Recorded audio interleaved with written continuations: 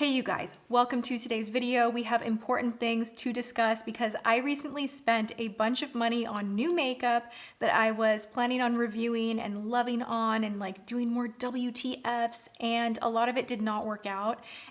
Like so much that I'm like, ugh, like I need to sit down and do this video ASAP. And then I went through my drawers and I was like, oh, like it's time to kind of pull back on some of the more high-end products that I have, because I am trying to take my collection from being like this to like a more manageable situation. This is a video where I'm having regret about money that I spent from my bank account of things that just did not work, and we're gonna chat about it all.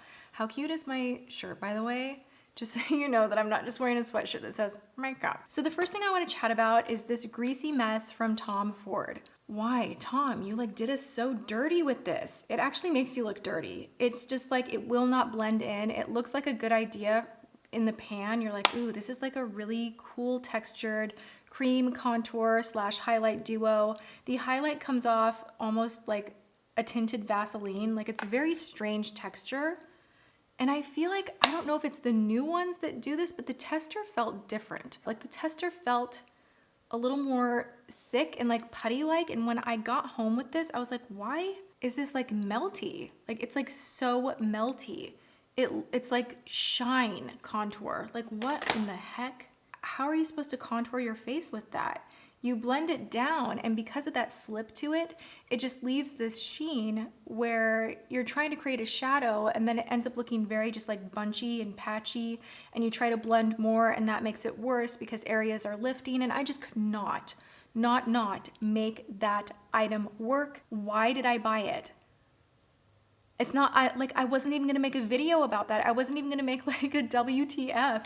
I have just gotten back in the habit of cream contouring my nose especially, and I wanted it. It was like so impulsive. Obviously I love makeup. I've always loved makeup, and I've always been very like, I look at everything and I'm like, ooh, you know, and makeup turns me on. I can't help it. I see glitter and packaging and gloss, and my mind just like explodes with ideas, and I love the whole like experience of shopping in person for makeup, like in person, not online. Like I love going and touching, trying, all of that. But now that I do this as my job, in the back of my head, I have this like excuse 24/7. I'm like, oh, try it for your channel. Get that. You should try it. They need to know. And then what ends up happening is I buy something like this, and I go home and I'm like, what were you doing? How'd this happen? You'll never use that. This is the dumbest thing I have purchased ever in my entire life. I don't know why I did this. I freaking don't know why I did this, okay? I have been living for this kabuki brush from IT Cosmetics. This is the Buki Powder Ball. I love this so much for bronzer or for just sweeping product all over the face. It's like so soft, and it just like hugs your face perfectly, and it makes my makeup look so good. And I wanted to find something that was good quality like this, that was fluffy, that I could take on the go. And somehow in my head, when I was at the Tom Ford counter, I was like, oh my gosh, it's kind of like it's a kabuki. Like this would be like that, but on the go. This is just like too densely packed. The bristles are a little bit firmer. Everybody raves about Tom Ford brushes. Like I want to try more, but dear God, what's so special about it? Am I missing something? Because this did not do it for me. And it was like $85. I tried this out when I purchased items specifically doing a YouTubers Made Me Buy It video. And this is the Giorgio Armani mascara. I tried it a few more times, and it just does nothing for my lashes. And I know that Fleur loves this, and she's like a girlfriend of mine that I will adore forever and ever. She loves this. I love her recommendations. It looks great on her, but then I was like, well, yeah, because every mascara on the planet looks great on her because she has like the biggest, most beautiful lashes ever. And this one I just felt like that person that was like, okay, magic, Armani. And I was like, and I'm like, I still want to put on my false lashes because it's just not doing enough for me. And then I side by side it, and I was like, yeah, Lash Paradise does a much better job in my opinion, and it's a lot less money, and you can pick it up at Walmart or Walgreens or CVS. And this was just, no. I have more from Armani, you guys. I held on to these forever. I was with James and he actually was like, these are cool. Would this be cool for your channel? And he's really cute like that. Like he'll try to point out new displays and I'm like, oh. I'm like, yeah, I reviewed those actually a really long time ago. And they brought out new shades. Now these are the like liquid cream shadows from Giorgio Armani. They're, I believe, like $32 a piece. And they're fine, but you guys, I wore them like 3-4 times after that video and then that was it. I just like never reached for them again. I don't really know why. They're fine, but they're not great. Like I have some cream shadows that are just like, yes, like if I want to go that route and I want that like creamy texture on my lid, I go for those instead and they're cheaper. So I just wanted to let you guys know, think twice about a product like this, especially when there are so many options at the drugstore, like even Jordana for like $5-6. They have great cream shadows that come with a doe foot applicator similar, you know, to this. And I don't know, I'm over it. I don't think it's worth the cash, not worth the spend. Another product that I've changed my mind about is La Mer concealers. Now this is a hard item for me to get rid of just because it was so expensive and because I think I have it just like in my brain so much that La Mer products are the best out there, because I think before I ever had any money of my own, like when I was like 14, 15 and reading magazines and wanting to be a makeup artist and loving all of the beauty stuff that was out there, like La Mer was that brand that I was really attracted to. And I read that all the celebrities used their products and Oprah liked their products and like, oh, La Mer, like I can remember going to the Nordstrom counter and putting on hand cream and kind of feeling like, I'm special. But I'm now at the point where I'm like, dude, I never reach for that concealer ever.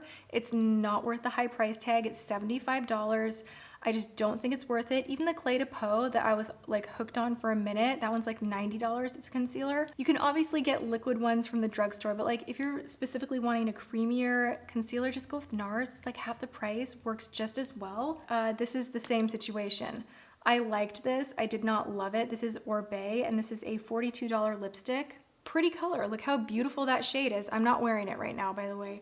It kind of looks like I am, now that I'm holding my hand up here. But this is a beautiful lipstick, not worth $42. Why is it even hanging out in my drawer? I would not recommend this. I don't want to talk about it again on my channel. And I'm parting ways with it. I don't... No. This right here, I should have just done a full-on WTF because this is $115. $115 for this. Like, are you kidding me? Why? It's not even that fantastic. Like, are you joking? Why? I got this just to like try, oh, that one's really pretty. Not $115 pretty though. So I got this just to kind of see if there was anything like extra super special about these shadows. And I mean, they're pigmented and they're creamy, but who in their right mind would buy a $115 quad just for like, just cuz? Like I wanted to see what was special about it and review it. And now I'm here to tell you guys that it is not worth the money. You can find better, you can find larger palettes. And you know, I'm all for a good, not necessarily luxury palette, but you know, spending 50 bucks on a palette I think is a-okay. 115 for 4 shades is absolutely stupid, and I just wouldn't recommend it. If you want to spend 115 whatever dollars on shadow, go with a Natasha Denona palette, or you know, I don't know, I thought that was such a ridiculous price, right? Question that I have for you all, and leave this in the comments below. If you won a prize where you could buy any eyeshadow palette that you wanted, what would you buy? Like what would the one eyeshadow palette be? Would you get something super expensive just cuz, or just what would be like your #1 favorite? That might be kind of a fun tag. I don't know. Because not everything that I love is like up here price-wise. And I think some of us automatically think that just because something is more expensive that it's better, and that is not true. It's just not. Okay, so I'm getting rid of these as well. These Louboutin liners have just been hanging out in my liner drawer, and it's like, okay, they're kind of pretty, I guess. I spent $40 on each one of these just to review. In the background, I have some mascaras that are on a shelf that I keep on display because I spent $90 on those. Louboutin makeup, I'm just done with, like done, totally over it. Nothing that I try from them ever really wows me. The packaging is kind of cool, but it's just like to the point where I open the drawer and I'm like reminded of the money that I spent, and I'm just like, ugh, like kind of annoyed. I just need to let these go, right? I just need to like have a cleansing moment and let these go. So that is what's happening.